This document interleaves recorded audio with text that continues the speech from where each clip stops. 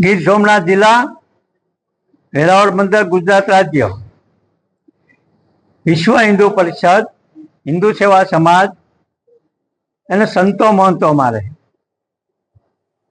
જે પપ્પુ યાદવ વરિષ્ઠ સંસદ સભામાં ભગવા કપડા પહેરીને રામને હલકા સ્થિતિ કહેવાય, રામની જે ચોરીનો પ્રશ્ન એનો આવ્યો છે એ એને કંઈ કરવાની જરૂર નહોતી.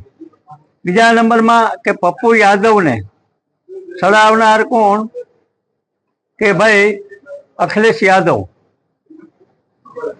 રાહુલ ખડગે. જો આ ભગવા વસ્ત્ર એને આપ્યા કોને, પેલો પ્રશ્ન મારો એ છે. જે ભગવા વસ્ત્ર આપ્યા હોય એની ઉપર કાનૂની કાર્યવાહી રાષ્ટ્રપતિને મારી રજૂઆત એ થવી જોઈએ.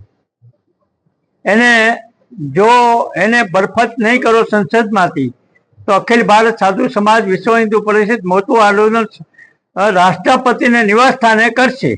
પછી અમારે એક પ્રધાનમંત્રી મોદીને પણ એક અમારી રજૂઆત છે કે અમિત શાહને પણ અમારી રજૂઆત છે કે ગાય માતાને,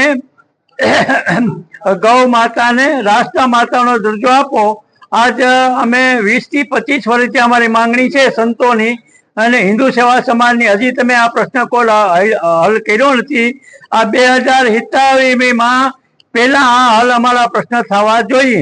નથી સંતો અમે રોડ ઉપર ઉતરશું. એટલું કહીને વિરામ આપું છું.